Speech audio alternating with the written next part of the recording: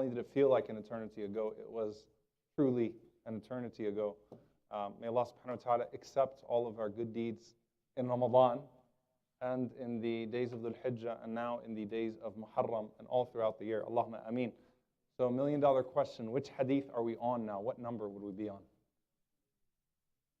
15. We are on hadith number 15.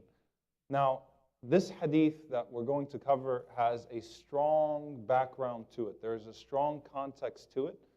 And it's about a very famous pact of justice in Islam. But today we're going to do something which is unique in that we'll actually extract rulings from that pact. And the hadith surrounds what's known as Hilf al Fadool, the pact of justice, the coalition of the virtuous. And this is a very famous incident in Islam. I don't want to spend too much time on all the technicalities of it because you could simply Google Hilf al Fadool, even in English, and you will get all the technical details about what year it was and where it took place and how many people were present and whether this person was present or not. I really want to focus on the implications of Hilf al Fadool and what it means for us today. But I'll give you a brief summary of it. Obviously, the way that things operated in Mecca at the time of the Prophet ﷺ, there were various layers of class. Some of those layers were based on your economic status, so the rich could devour the poor. Some were based, and actually the majority were based on tribe. So if you were a poor man that belonged to a powerful tribe, you were in a better state than a rich man that belonged to a not so powerful tribe. Okay? Some of it was race, but it seems, believe it or not, that in those times race was probably minimal compared to the other factors that were taken into consideration. Mainly, all of the discussions about asabiyya or tribalism are referring to just that people that belong to different tribes and people's value was based upon what tribe they came from. And this is what the Prophet ﷺ had in his favor, is that he belonged to a very virtuous tribe. So even though the Prophet ﷺ was an orphan, even though he was poor, him belonging to Banu Hashim did give him certain leverage in society, and he utilized that, alayhi salatu wasalam, for others. So Hilf al Fadool also addresses, the pact of justice also addresses the idea of, and it's still practiced today, but this idea of wakala and people being entrusted. So someone from a more powerful tribe, defending or taking under their guardianship or care someone that does not have that. So what that could mean is that a person has no tribe, or a person is from another country, or a person does not have any real status or connections, and because there is an obligation that arises out of contract, or because you owe someone something, I, belonging to that powerful tribe, will say, you know what, I will protect you, I'll take you in, and I will assure your rights. So it could be that someone comes from another place, does not have all of those privileges, but they are entrusted to someone with those privileges. So Hilf al Fadool arose because there was a man from Yemen that came to Mecca, and the person that he exchanged with just told him that he wasn't going to pay him his money. And the man that refused to pay him his money knew that he could get away with that because no one would be there to protect him. He was an outsider. He also had no connections in Mecca. So if someone said, you know what, I'm just not going to pay you, deal with it, you can just go, that was something that was acceptable. And subhanAllah, when you talk about return to some of the features of the days of ignorance, in some Muslim countries, that, where people that are not the natives of those certain countries are treated like second-class citizens and are subject to this harsh system. They're not allowed to own businesses. They're not allowed to maintain all of their wealth. They have to be entrusted to someone. If the caretaker, who's a native of that country, decides one day to take your wealth and simply go drop you off at the airport, and could actually tell the people at the airport, tell the authorities, send him back home, he could get away with it with absolutely no consequences. And this is a return to many of the features of the days of ignorance. That violence could be perpetrated against people that don't belong to the land and that don't have that tribal status or that nationality, that you could steal their money, you could do whatever you want to them, but they're not even second-class citizens. They're just not even treated like human beings. So this feature was present, and there was an episode that was created out of this, which this man decided to make a big deal about it. So he shamed the Meccans. He stood next to the Kaaba and started authoring poetry about the shame of Mecca and the shame of those tribes. And you people who claim to be a people who are noble, and look at how you treat people, and authored poem after poem, and basically utilized the social media of his times to stomp his feet, to make a big deal about the wrongdoing that was committed towards him. So he shamed the Meccans into having to discuss this. What do we do about this? So they came together in the house of Abdullah ibn Jud'an, who was a very famous man before, in the time of the Prophet ﷺ. He died before the Prophet ﷺ received revelation. A very wealthy man, a very charitable man, someone that used to take care of all the pilgrims and all the visitors to Mecca. So he was really entrusted with this idea of hospitality, taking care of the people that came from outside. So he convened a meeting in his home. Present in that meeting were the Prophet ﷺ and Abu Bakr as-Siddiq radiallahu ta'ala anhu. So this is before Islam, and the Prophet ﷺ and Abu Bakr were the two youngest men, according to some narrations, in that meeting, which tells you something about the character of the Messenger alayhi salatu wasalam, even before Islam, and it tells you about where his priorities were and how his fitrah was guiding him, how Allah subhanahu wa ta'ala was guiding him. His natural inclination was towards compassion and justice and mercy, even before he received revelation, alayhi salatu wasalam. They came together in this home, and they decided to make a pact amongst themselves with the tribes that were present and those that would agree to sign off. So the tribes that signed off, Banu Hashim, tribe of the Prophet ﷺ, Banu Muttalib, who were the maternal tribe of the Prophet ﷺ, and this was of course also, Banu Muttalib was placed under boycott later on, along with Banu Hashim, so they're the kin of Banu Hashim, Banu Zuhra, Banu Asad, and Banu Taym. These are the tribes that took part in this pact, and the pact was بِنُصْرَةِ الْمَظْلُومِ, that we will support the wronged one, no matter what his tribe is, no matter where he comes from, we will always stand with the one who is wronged. So we will establish this pact amongst ourselves, and collectively we will throw our weight, even if it's not someone that falls under this umbrella. So it's not just that if someone from Banu Hashim wrongs someone from Banu Asad, that we will side with the wronged one collectively. No, if someone even outside of this pact is wrong, we will collectively throw our weight behind establishing and ensuring justice for the one that was wronged. And they took this pact, and subhanAllah, there was a notable tribe that was missing from this pact, and it was Banu Umayyah. So Banu Umayyah abstained from Hilf al Fadool. Banu Umayyah is one of the most powerful tribes, and of course a tribe that showed notable hostility to the Prophet ﷺ when he started his da'wah. For the most part, this was one of the tribes that did not accept Islam and that abstained from accepting the conditions that the Prophet ﷺ proposed through Islam. So they came together, and it was also called Hilf al They dipped, which is the pact or the pledge of the perfumed, because they dipped their hands in henna or some tleeb, and then they put it on the Kaaba all together, and they pledged that they will stand together now for the support of those that are oppressed. Anyone that is wronged will collectively have their right upheld by all of these tribes together, these powerful tribes and these powerful people. So it was a turning point in the history of Mecca. And you've got to understand, I mean, when you look through the history of Mecca and Medina, these are people, that would go to war for hundreds of years because someone killed somebody else's camel. I mean, literally.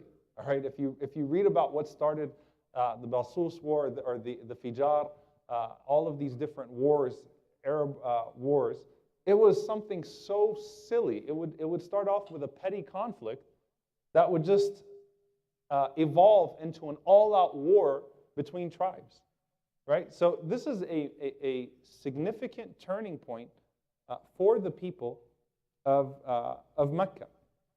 So the Prophet ﷺ said later on, as we all know, he said, لو دعيت إلى مثله في الإسلام لأجبت الداعي. If I was called to something similar to it in Islam, I would listen to the caller. I would respond to the caller. Meaning, even if someone was to initiate Hilf al Fadool, now, this pact of justice now, I would respond to that call. Now that hadith, the Prophet ﷺ is indicating that if a similar pact is called, or if anything is invoked of the nature of Hilf al Fadool, that I will be the first to join it. In another narration, the Prophet ﷺ said, from Abdurrahman ibn Auf, شَهِدْتُ مَا عُمَامَتِي حِلْفِ الْمُطَيِّبِينَ. He said that I witnessed with my uncles the pact of the perfumed, referring to Hilf al Fadool. He says, فَمَا أُحِبُّ أَنْ أَنْكُثَهُ. He said that I would not want to sever it, وَلَوْ بِحُمْرِ النِّعَمِ, even if I was to be given red camels in exchange. Red camels, of course, were the most prized possession, the most prized assets of the Arabs. And the Prophet ﷺ said, I would not sever Hilf al Fadool, even if you gave me all the money in the world. There is nothing that would cause me to sever it. So that indicates what? That the Hilf, the pact, was still intact. It still was upheld and to be maintained, the one that was taken that time, even after Islam. And even though many of the participants of the agreement did not become Muslim, not everyone that was in that room or belonged to those tribes accepted Islam, the Prophet ﷺ said he's still willing to uphold that pact with all of those people, even if they were rejecting him now as a prophet, so long as they were maintaining the principles that were agreed upon in that pact. And he continued to act upon it after Islam. Now, what would make this hadith very powerful is to analyze when the Prophet ﷺ said this. Meaning what? If the Prophet ﷺ said this in Mecca, when he was undergoing persecution, and the people came to him and said, well, what do we do about Hilf al Fadool? And he's in a position of weakness. He's a minority in Mecca as Muslims, they're persecuted, and the Prophet ﷺ said, we'll still maintain it if they want to maintain it. Well, it's easy to say that when you're one of the oppressed, and when you're one of the persecuted. But when did the Prophet ﷺ say this? According to the majority of the scholars of hadith, it was after Fatah Mecca, after the conquest of Mecca, meaning when the Prophet ﷺ was at the height of his power, when he solidified power over Mecca and Medina. And the Prophet ﷺ says, you know what? That hilf, that pact is still intact, even with those that chose to remain upon idolatry. That's powerful. Because the Prophet ﷺ is saying that he will continue to be held accountable because he now belongs to the ruling class, that we will continue to ensure accountability across the board, even though the Prophet ﷺ could have absolved it. The reason why many of the scholars of hadith say that this discussion took place after Fatah Mecca, after the conquest of Mecca, is because after the conquest of Mecca, the Meccans, the Muslims, were really confused about what was upheld and what was not to be upheld. Whether that was in theology or whether that was in seemingly virtuous things that took place before Islam. So for example, in their theology, the Muslims did not know what to maintain of Hajj. Because there was a Hajj in the days of ignorance, some semblance of the Hajj of Ibrahim alayhi salam and the prophets, but it was way off. And the Muslims didn't know what parts of it would be upheld and what parts of it would be disregarded. Prominently, Allah subhanahu wa ta'ala discusses in the Quran, إِنَّ الصَّفَا وَالْمَرْوَةَ مِنْ شَعَائِرِ اللَّهِ فَمَنْ حَجَّ الْبَيْتَ وَاعْتَمَرَ فَلَا جُنَاحَ عَلَيْهِ أَنْ يَطَّوَّفَ بِهِمَا. That Safa and Marwa are from the rituals of Allah subhanahu wa ta'ala, from the signs of Allah subhanahu wa ta'ala. Whoever goes to Hajj or Umrah, then there is no blame on them if they perform the rituals there, because the Muslims didn't know. So does this mean now we only do tawaf and we do away with sa'i? What parts of Hajj are parts of Hajj? So Allah subhanahu wa ta'ala affirmed the parts of Hajj that were correct, and the Messenger alayhi salatu wasalam disregarded the parts that were not from the original Hajj. Likewise now with their societal contracts. When the Messenger alayhi salatu wasalam stood up and this is just to understand the spirit in which this hadith came. When the Prophet ﷺ stood up and he gave his farewell speech, okay, his khutbatul wada' in Mecca, his farewell speech in Mecca, the Prophet ﷺ condemned usury, he condemned interest in riba, And he said that whoever owes anyone else riba, it's abolished. It doesn't hold anymore. So the Prophet ﷺ clarified what pre-existing agreements held and what pre-existing agreements were to be nullified. And the Messenger ﷺ maintained the integrity of this particular pact, which is very powerful and very beautiful, and it gives us many rulings to take into consideration. Number one, this pact gives Muslims a precedent for the moral responsibility of all citizens to protect the weak and to speak for them, to critique the powerful, and to establish groups and pacts that lobby for social rights.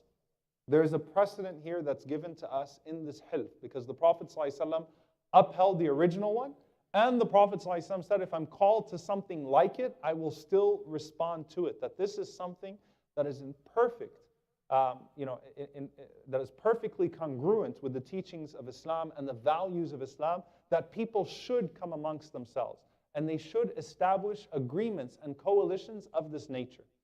And the spirit of those coalitions should be to speak for the weak, to speak for the voiceless, to raise their voices, and to lobby for their rights. So this is a precedent that we have from it.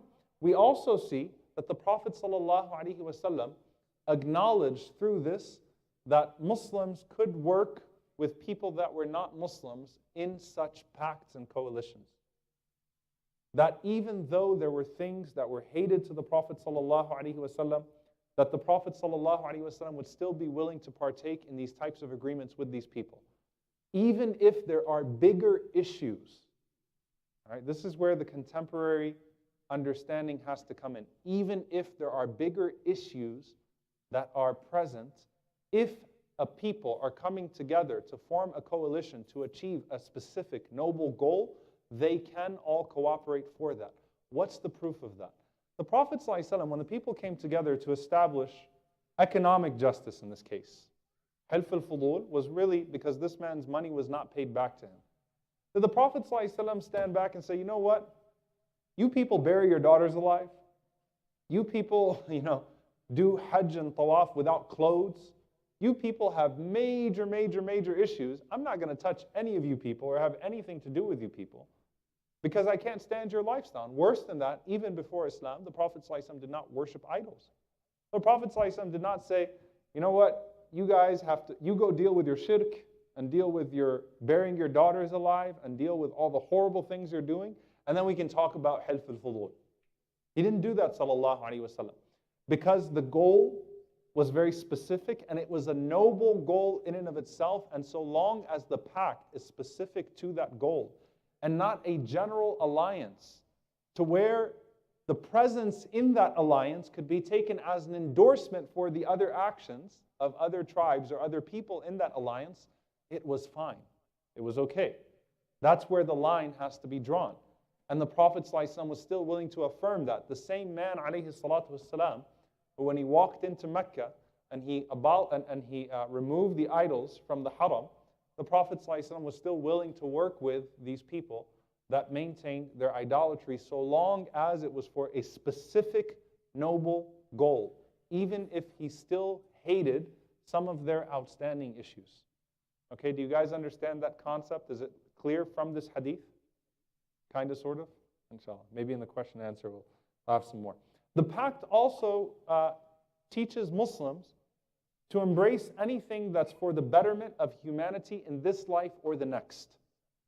And this is a very powerful ayah in the Quran where Allah subhanahu wa ta'ala says, وَتَعَاوَنُوا عَلَى الْبِرِّ وَالتَّقْوَى, to cooperate with one another in righteousness and piety.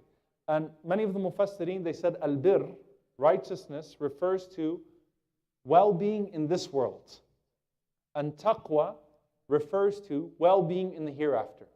So ta'awun should be based on one of the two things, and preferably for both. Ala al-birr, you either do ta'awun. For birr, you either come together for the well-being in this world, the well-being of people in this world, or you come together for the well-being of people in the hereafter through taqwa. So the nature of these alliances is that they have to come together for one of those two things. And this is something that Muslims often, well, we have to pay very close attention to, because sometimes there is a seemingly just cause, but that just cause is being hijacked by a malicious agenda. And so Muslims have to look at the pros and cons of achieving that goal, and everything should be seen in the light of achieving al-birr wa taqwa. One of the two or both when these types of pacts and when these types of coalitions are taken. Number 4 or number 5, where am I? Who's taking notes? 4? All right. You don't want to be doing the sign on, Number 4, the pact doesn't only apply when Muslims are a minority and in a state of weakness. Rather, these types of pacts should and could be initiated when Muslims are in a position of power. Why do I mention this? Because there's this thinking that, you know what, Muslims have to settle for these types of things because right now we're weak. Once we get powerful, we don't have to worry about upholding the rights of anybody else. We just want to have our rights upheld. Once we get our rights upheld, Allah subhanahu wa ta'ala gives us power, then we don't have to worry about these types of pacts and coalitions and so on and so forth. No, the Prophet ﷺ affirmed that pacts of this nature could and should be initiated even when Muslims are in a state of power, because usually the discussions of Hilf al Fadool take place only amongst Muslim minorities or in relation to Muslim minorities. That Muslim minorities would speak about this importance of upholding a pact of this sort for the sake of someone else. Number 5, the ulama say that invoking this pact is not restricted to collaboration with people of other faiths only, but a pact of this nature could also be initiated amongst Muslims to resolve disagreements amongst themselves or to uphold rights amongst themselves. All right, and I'll get to a very strong proof for that, inshallah ta'ala, in a few minutes. But the point is, can these types of pacts be established amongst Muslims? Can Muslims amongst themselves come together and say, we're going to establish a coalition that will ensure that, that this takes place and that this takes place? I'll give you an example. If the masajid came together and they said, we're going to ensure that certain principles are upheld in all of the masajid so that people are not wronged. And if someone complains of something in one masjid, then all of the masajid would step in. Or if something happens here, then all of us would come together. Or if one masjid is struggling, all of us will come together to uplift that masjid. These types of coalitions are good. They're good. Any type of pact, and it can be binding Islamically. It can be taken as a contract of sorts, where people come together and say, we will uphold the rights of so-and-so, even if it's purely amongst Muslims, or used to resolve disagreements amongst Muslims, then we should do so. I'm on number 6, right? Number 6. The ulama say that the Prophet ﷺ, when he said, هَلْ تُرْزَقُونَ وَتُنْصَرُونَ إِلَّا بِضُعَفَائِكُمْ, are you supported or given victory by Allah subhanahu wa ta'ala except by how you treat your poor? The Prophet ﷺ was showing that barakah, blessings, come to a society as a whole when they uphold the rights of the weakest. There's a very powerful point that we don't see in many books here. In Mecca, you know what Hilf al Fadool did for them? Because we know that dhulm ruins a society. The presence of oppression ruins a society. It leads to a society being devoid of blessings and horrible things happening to that society as a whole, because eventually that lack of accountability leads to everyone suffering. But you know what happened in Mecca? In Mecca, when these tribes came together and did Hilf al Fadool, it actually led to a boom in their economy, because people from other countries and other tribes were now less hesitant to do business with the people in Mecca. SubhanAllah. So particularly there was a boom. If you read in Tarikh al-Arab, in the history of the Arabs and the history of Mecca in particular, a boom in business from Yemen. Okay? Because there was an understanding that we're going to get wronged if we go into business with people in Mecca. When they opened that up and when the news of Hilf al Fadool spread, it led to more blessing in their economic transactions. All right? So this leads to the betterment of society as a whole. When people come together and they do this, Allah subhanahu wa ta'ala opens doors for that society, even if it's not a Muslim society. If all non-Muslims came together in a society and said, you know what, we're going to uphold the rights of the weak, we're going to establish justice, Allah would place barakah, blessing in that society for that reason. And that's a powerful lesson that we take from the history of the Meccans in this situation. Lastly, was this pact ever invoked after Islam in effect? Okay? Was this pact ever invoked after Islam in effect? So we know that the Prophet ﷺ, in principle, he confirmed it in Islam and said, I would oblige if I was called to similar agreements and similar pacts to do this type of stuff. But did it ever actually happen? This is a powerful incident that took place not too long after the Prophet ﷺ. It took place about 70 years after the Prophet ﷺ. The Emir of Medina was Uthman ibn Abi Sufyan. And he wronged the man and he refused to pay him back his money. Now realize the Prophet ﷺ particularly wanted to establish this type of accountability for leadership. He's saying that even now when I'm in power, Hilf al Fadool should stand. These types of pacts should stand. So Uthman ibn Abi Sufyan wronged this man, and he's the governor of Medina. He's the Emir of Medina, and he refused to give this man back his money.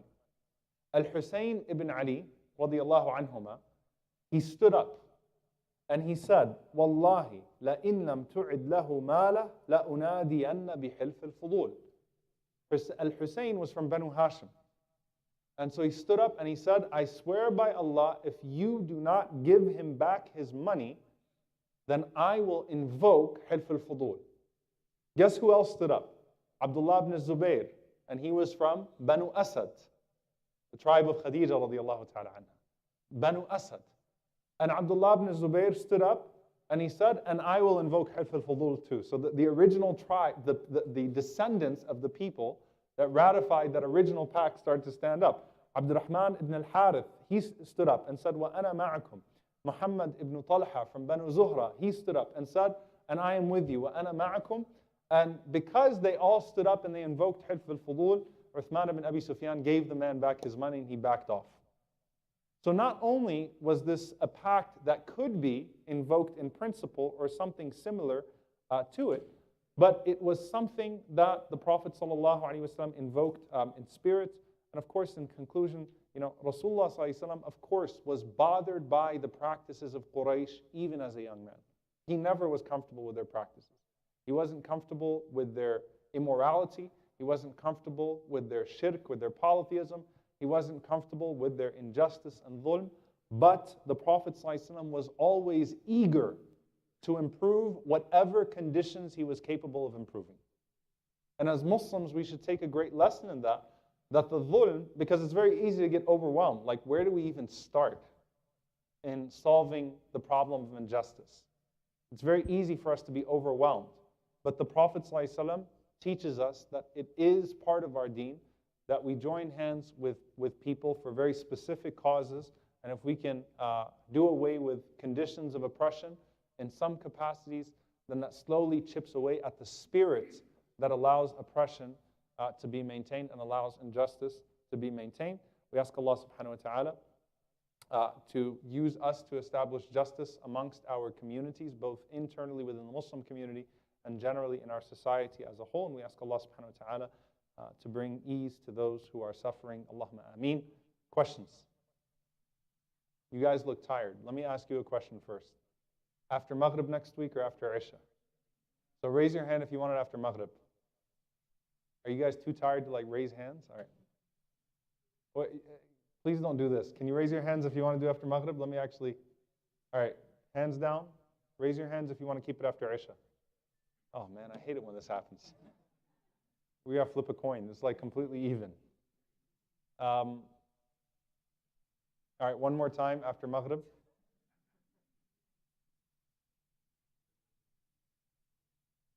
Uh, 18, 19, 21. All right, okay, I didn't see this whole side. All right, hands down. Raise your hand after Isha.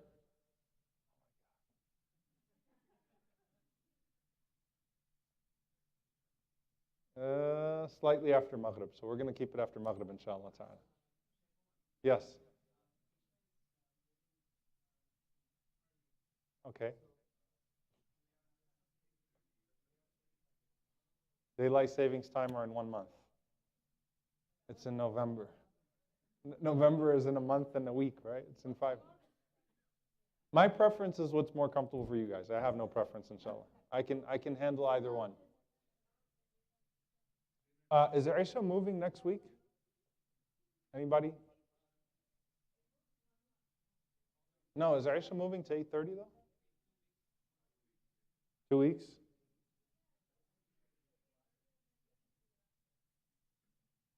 Keep it what?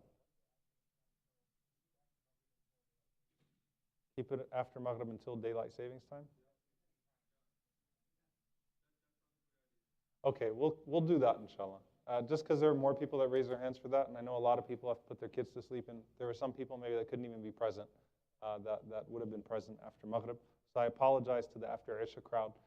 The good news is you could watch the replay online, although I prefer to have the barakah, obviously, of people coming together in the presence of the malaika, and the angels, bidnillahi ta'ala. So questions now. Yeah.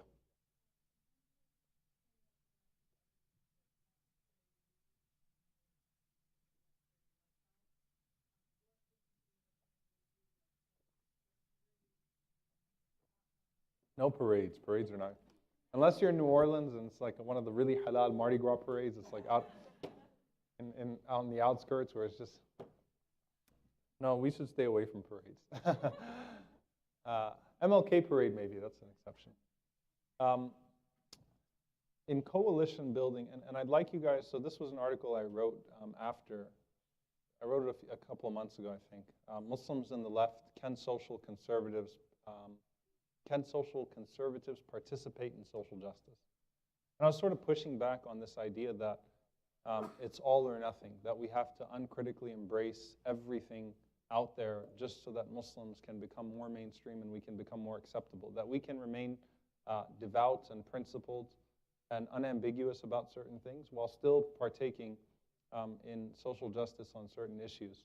And the crux of those issues in social justice, there are things that, that divide the nation, and they are highly symbolic, but there are things like healthcare. Where is the Muslim presence on healthcare? Right? Specific advocacy on these issues: poverty, healthcare, immigration, police brutality, the criminal justice system. All of these are things that Muslims can not, should actively join coalitions and form coalitions, inshallah ta'ala, and be at the forefront of these issues. That's true to our deen. And the more specific the issue, the less problematic the coalition. The more specific the issue, the less problematic the coalition. So if we're coming together to deal with this particular issue, it doesn't matter who's at the table because it's all about this issue and we're going to deal with this particular issue. If we're forming general alliances, then it can become problematic because then that's where intersectionality becomes tricky, because that suggests that everyone is on equal footing, and that can become problematic. So I'm for Muslims joining coalitions that are specific, that are issue specific, and Muslims having ihsan in those things, like really excelling in those things. If you were to join a coalition to end homelessness in Dallas, and you gave all of your volunteer time to ending homelessness in Dallas, and you excelled in the war on homelessness, then you would be doing a great service to the ummah and a great service to your society. So I think specific issues allow for advocacy and alliance to be less problematic. And if people don't want us at a table because of our orthodoxy, well, then that's a sign that we should not be partaking in certain things. And that's an article, if you get a chance to read it, inshallah. So it's Muslims and the left, can social conservatives participate in social justice? Something like that. I forgot the title. It was something like that. Even though I wrote it, it's been a while. Yeah.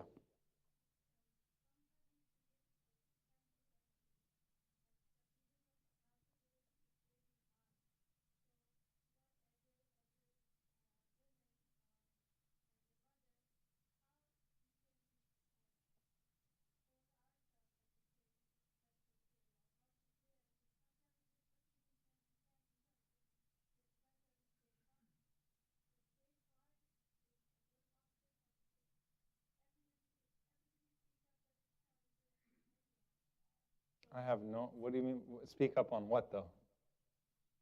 If there are issues of clear dhulm, speak up. If there are issues of confusion, stay silent. That's a very specific issue. That's when you have to make an appointment with Sheikh Yasser Burjas and talk to him and see if it's, I'm just messing around. Again, so if it's a clear issue of right and wrong, it's always good to speak on the right side. But can you be a little bit more like what exactly?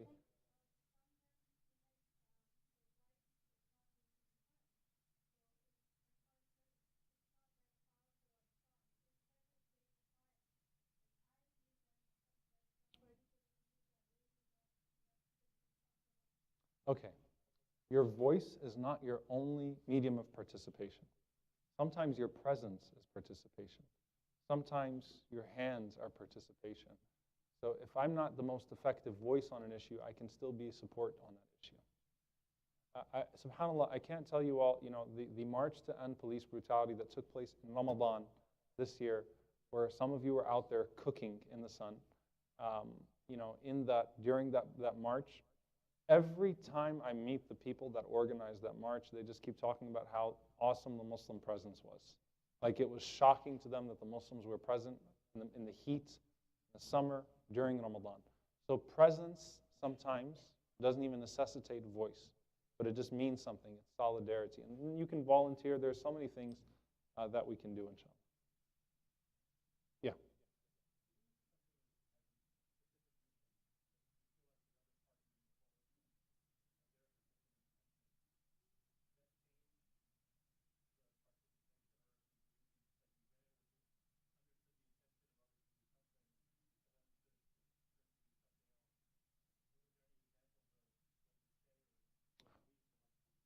That's a great look.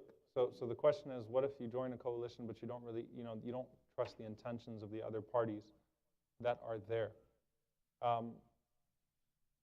In activism in particular, you have to I think a lot of times people are present for essentially dunyawi objectives, worldly objectives.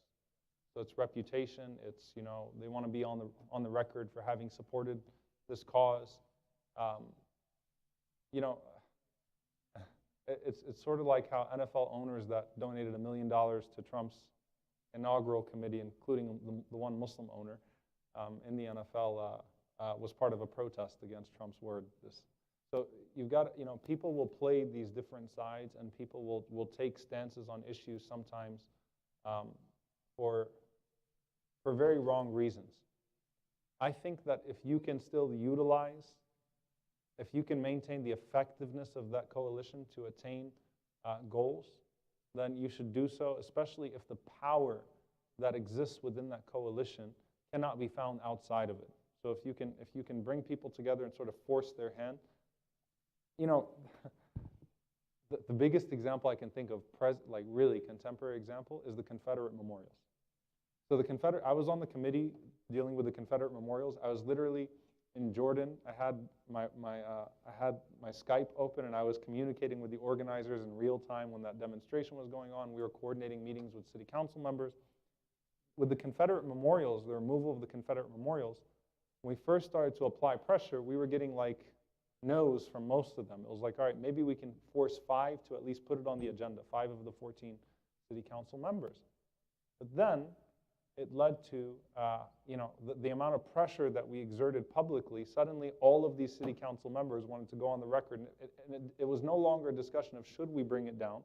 It was a matter of who wants to have the flair of being the one that put the agenda item on there and led the charge and getting their statements on record. So it was a 13-1 vote, with the one just abstaining from vote. And it was crazy to see how people flipped, and the people that were telling us one thing when we met them in their offices suddenly were like they were literally saying what we said to them when we pushed back. So you know what? Sometimes you got to force people's hands, and you just have to go with that.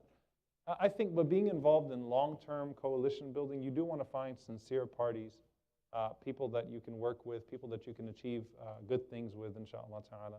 And you'll find people that just want to do things out of the goodness of their hearts and because they believe in certain causes. You can find those. find those people around. Yeah.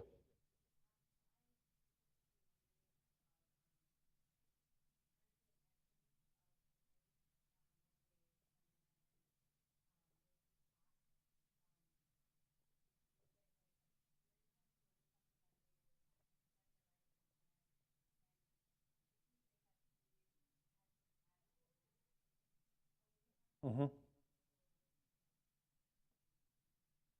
No, the man wasn't killed. So the question is, what was the intention of Quraysh when they gathered together? They were shamed. So it kind of, in a way, Faisal, it kind of answers your question. Like when they gathered together, a lot of those people were there because they felt like their reputation had just been soiled. It wasn't because they actually wanted to uphold the rights of the man. It was like, man, we just got called out, for the way we treat people. So we have to do some damage control here. There were certainly people there.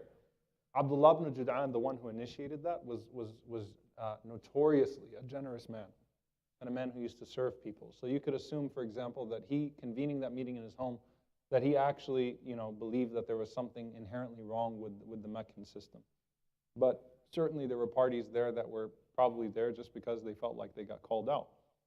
And the pressure amongst them led to them taking that particular stand. Yeah. Like Joel Osteen didn't open his church initially? Then he got shamed. Did he even open his church after that? I mean, did they? Oh, okay. I was in Hajj. Yeah. All right. Last question.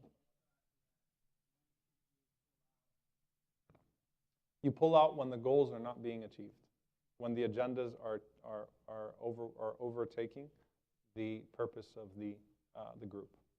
That's when you pull out. All right, Jazakumullah khairan. So next week after Maghrib, inshallah ta'ala, until daylight savings time.